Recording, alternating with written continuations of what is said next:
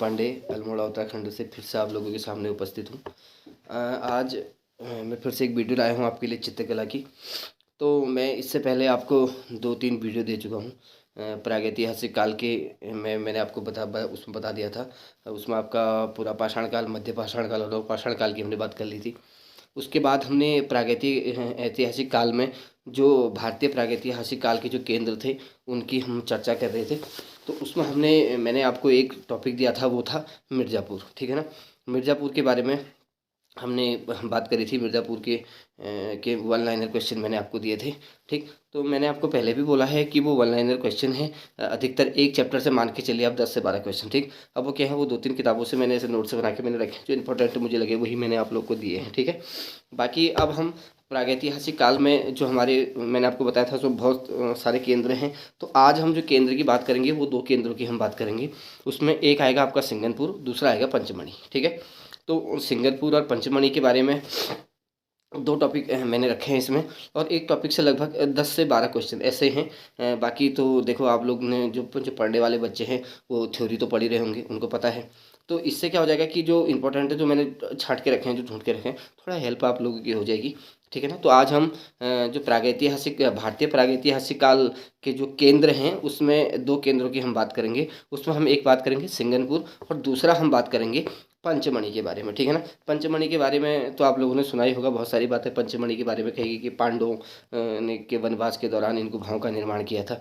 ठीक है ना। और दूसरा ये भी बोला जाता है कि पंचमढ़ी इसको बोला ही इसलिए जाता है। ठीक है ना। और महाभारत के दौरान जब उनका वो रहा था, तो उस टाइम वनवास के समय में इन्होंने पंचमढ़ी का हो गया था। बाकी थोड़ी आप पंचमढ़ी के बारे में पढ़ लीजिएगा, आप पढ़ भी रहे होंगे, हमें बेटर ही पढ़ रहे होंगे, अच्छा ही पढ़ रहे होंगे।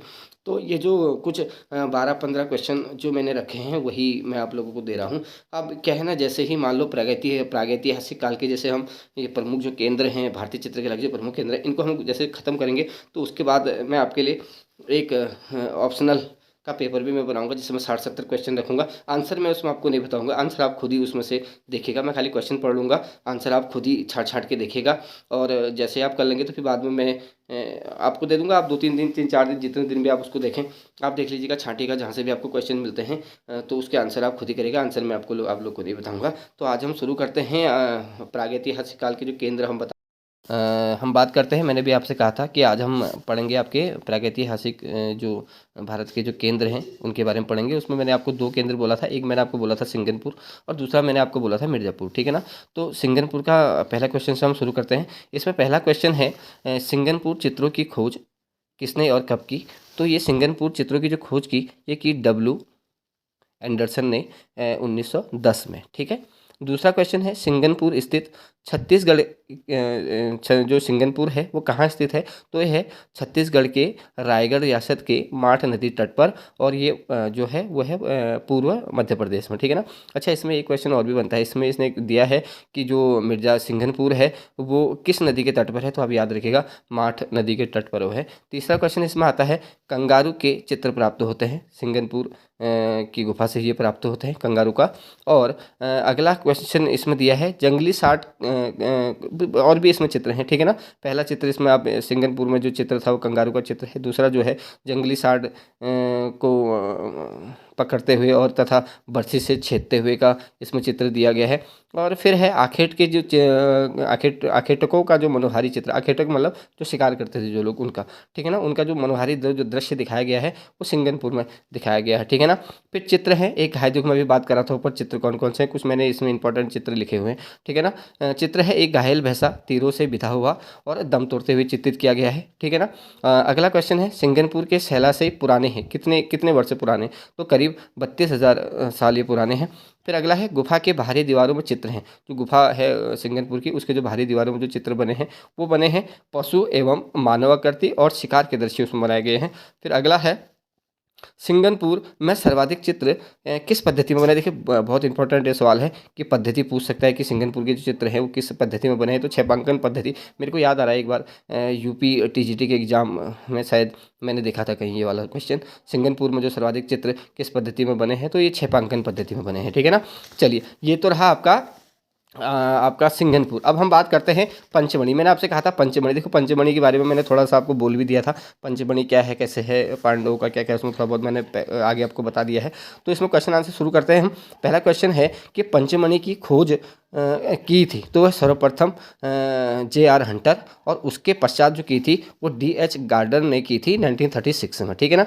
फिर है पंचमणि गुफा किस प्रदेश में, ये तो आप सभी लोग जानते हैं, ये सरल सा सवाल है, मध्य प्रदेश में ये है। फिर अगला क्वेश्चन है, कुछ मुख्य चित्र यहाँ के मैंने दिए हैं, जो इंपॉर्टेंट चित्र है वही मैंने लिखा है। एक तो है जो फेमस यहाँ का चित्र है वो है एक शहद एकत्र करते हुए जो चित्र दिखाया गया है वो है घुड़सवार योद्धा का चित्र है, उधर सितार वादन का है, और गंधर्व मुख्य देवता का चित्र यहाँ मिलता है, और शास्त्रीय शस्त्रधारी सैनिक का मिलता है, विशालकाय बकरी का यहाँ चित्र मिलता है, ठीक है ना। ये कुछ इंपॉर्टेंट चित्र थे जो मैंने इसमें रखे हुए हैं, ठीक है ना। सर्वाधिक चित्रण मिलता है, देखो सर्वाधिक जो चित्रण यहाँ मिलता है वो मिलता है धनुधरों का, यानी कि जो धनुष बाण का जो चलाते थे उनका मिलता है, ठीक है ना। फिर अगला इसमें क्वेश्चन है, पंचमणि चित्रों में ज़्यादातर रंग का प्रयोग किया जाता है। देखो बहुत बार पूछ देता है कि किस शैल चित्र जो है वहाँ किस किस रंगों का प्रयोग किया गया है, तो यहाँ जो किया गया है सफ़ेद रंग का ज़्यादा प्रयोग यहाँ किया गया है, ठीक है ना।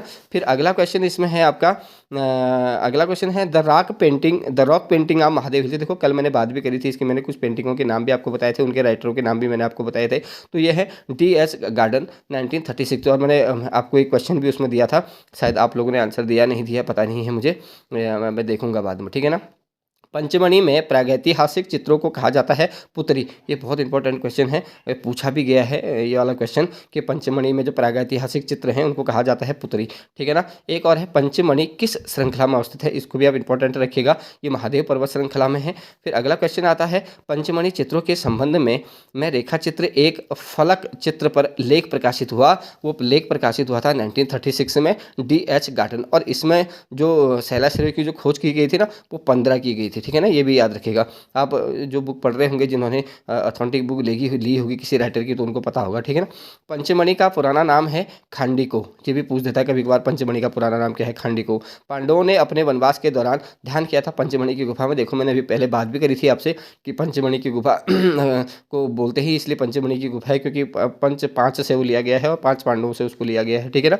पंचमणि में पांडवों की गुफाएं हैं 5, जाहिर सी बात है ये 5 गुफाएं वहाँ होंगी। तो ये थे हमारे सिंगनपुर और आपका पंचमणि, आप चाहें तो स्क्रीनशॉट इसका ले सकते हैं, ठीक है ना। तो ये हमने 2 केंद्रों की बात करी, इसमें इसके अलावा भी बहुत सारे केंद्र हैं, तो फिर मैं ऐसे ही 2 टॉपिक पर और बात करूंगा, उसके लिए मैं एक नई वीडियो बनाऊंगा। तब तक आप इसको पढ़िए, अगर आपको अच्छे नोट से लगते हैं तो आप इनको स्क्रीनशॉट ले लीजिए, अपने मित्रों को भी शेयर कीजिए, और हो सकता है कि थोड़ा बहुत इससे आपकी हेल्प हो जाए, बस मेरी कोशिश यही है। लेकिन शेयर ज़रूर करिएगा और कमेंट करिएगा, लेकिन अच्छे, ठीक है ना, गंदे भद्दे कमेंट मत करिएगा।